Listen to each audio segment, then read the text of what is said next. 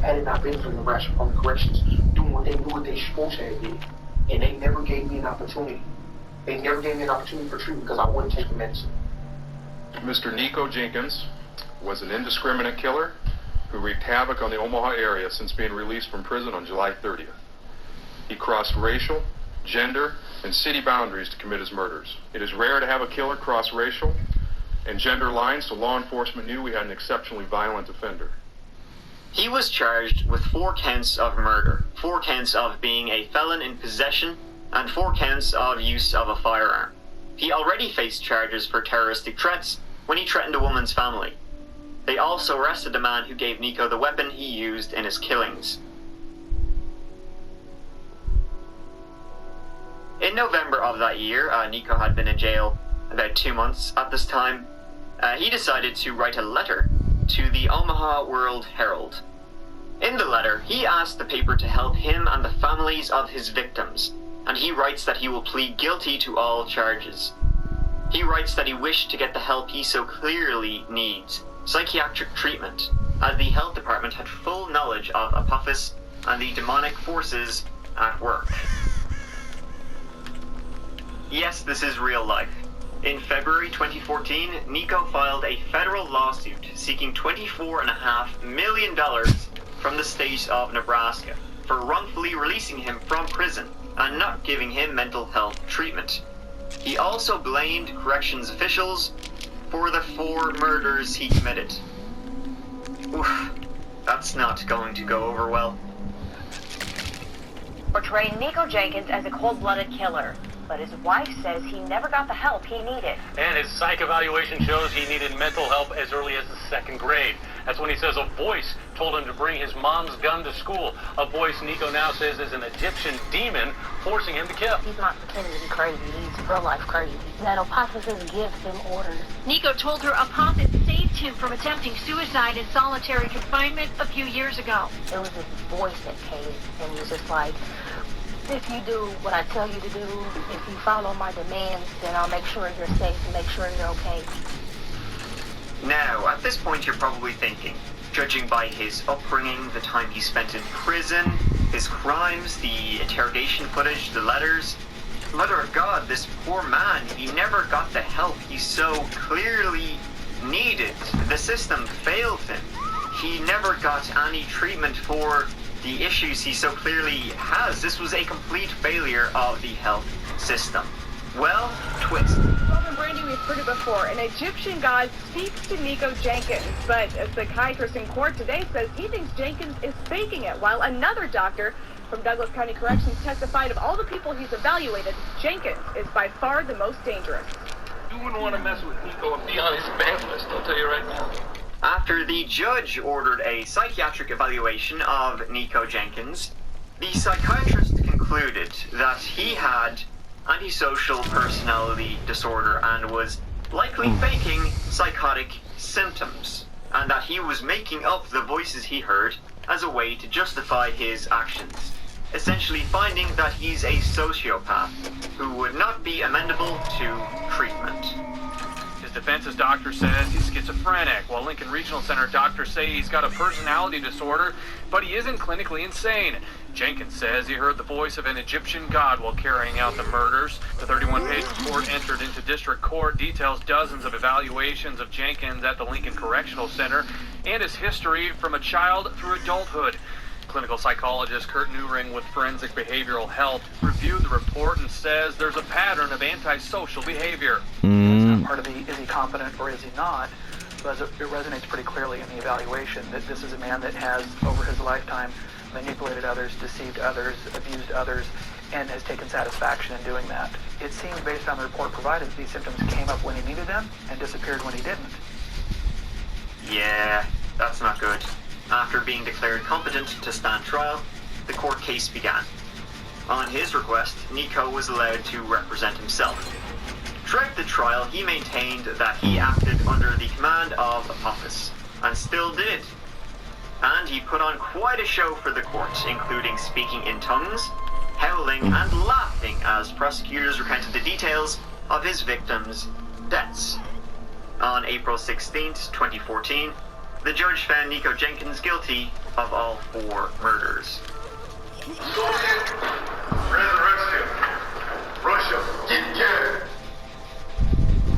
Now, during Nico's time in prison while awaiting trial, he decided to pass the time by making some body modifications. The Department of Corrections under fire again. An injury behind bars is raising questions. Family members and state senators want to know why officials can't put a stop to it. One inmate involved in nearly a dozen incidents behind bars. Good evening, I'm Jennifer Griswold. And I'm Craig DeGrelli. Convicted killer Nico injured himself yet again. Good. Now, prominent state senators are asking, how does this keep happening, and where's the supervision? For example, in 2015, he had the Hold up. 666 onto his forehead, or rather he tried to. The carving he made on his face was backwards, funnily enough, because he did it looking into a mirror. So now it just looks like a bunch of upside down 9s, I guess. But if you were to see him in a mirror, holy sh... He also decided to carve the word Satan on his face and cut his tongue so it would be like a snake's, and suffered 9 lacerations when he did so. He then smeared blood all over the his cells. That's some bullshit. I let go like a second before that. You're so gay. That's some bullshit. Loved and got off on the reactions of fellow inmates. But when the other inmates wouldn't react and wouldn't call for medical aid because they presumably were just used to it, that's just Nico doing Nico things, then he would start to panic and be like, oh, I need help. I mean, he sounds just like a child. He did all this with razor blades. No one knows how he got them. Someone was obviously slipping them to him. He would also do things like drink his own pee-pee and snort his own jizz. And, oh boy, he took an action that many would consider drastic. Listen up, lads. He attempted to cut his penis with a razor into the shape of a serpent, and did enough damage to require 27 stitches. I'm sorry. Jenkins has since mutilated his face, tongue, and penis, and attempted to hang himself at least twice. He also swallowed a set of keys. Dicks already kind of look like snakes, though, so I don't think we'll ever know what his dream of a snake dick will ever look like. Hopefully. Prosecutors have said Nico told prison employees that he self-mutilates, so he can use the insanity defense and embarrass the administration.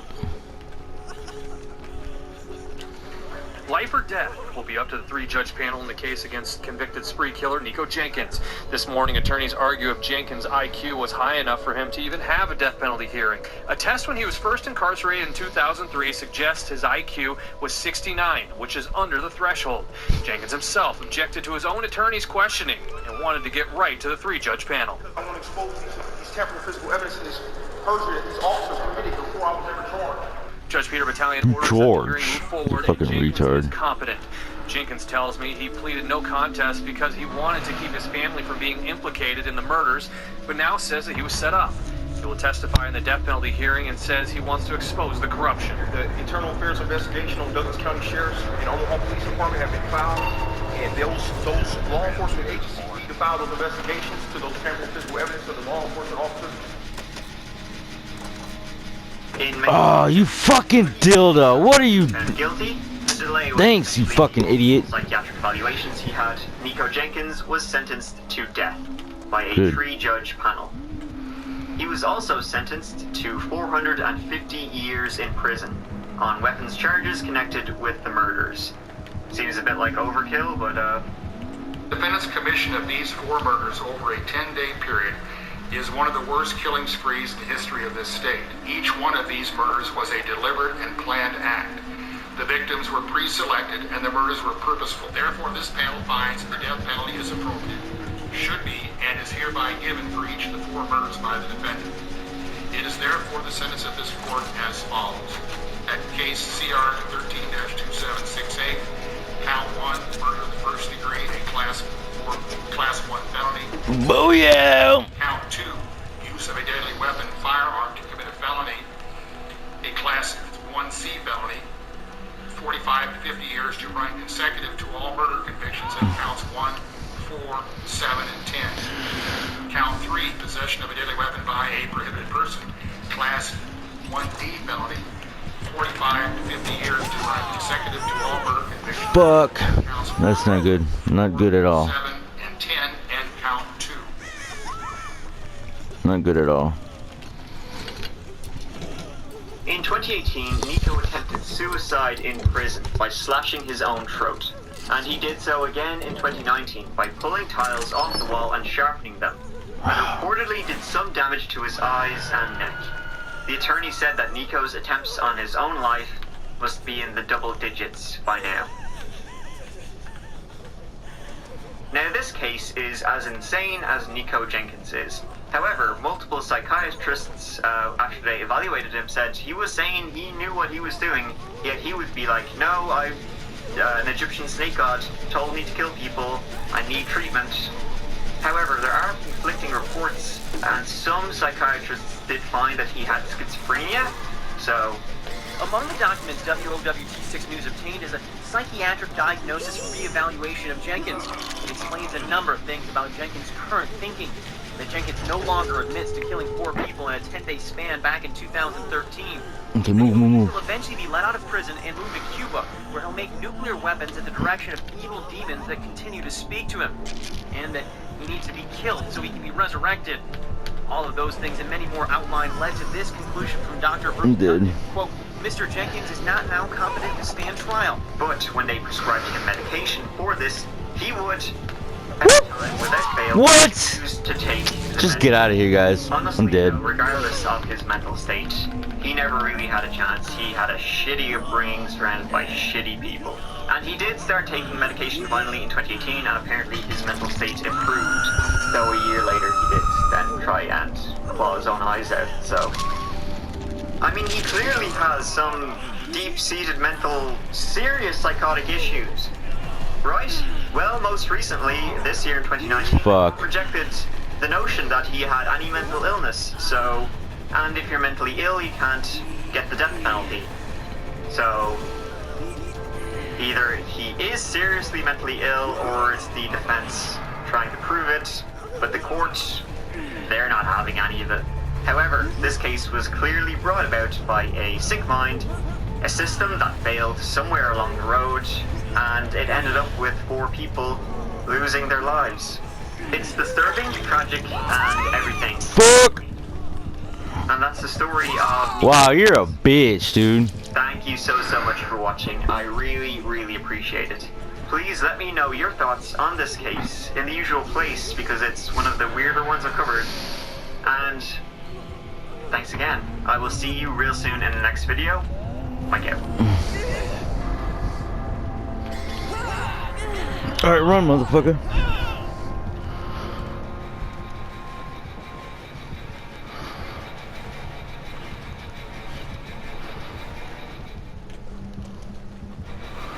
Please tell me it's open.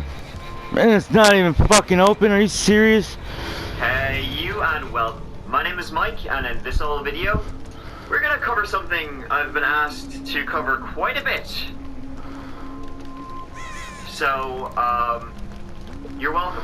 This is the case of Kenneka Jenkins, and on the surface it seems quite simple. But once you dig into it, you come across a boatload of theories about what really happened the night she went to a hotel, partied there, somehow walked into that hotel's... I can't believe I made it. And, well, stayed there. From social media videos to CCTV footage, some of it gives credence to the idea that something nefarious was going on in the Crown Plaza Hotel. Kind of, if you squint. So what really happened to Kenneka Jenkins? Well, in this video, we'll go through it all and see if we can... Man, I did pretty good that game. ...sort of conclusion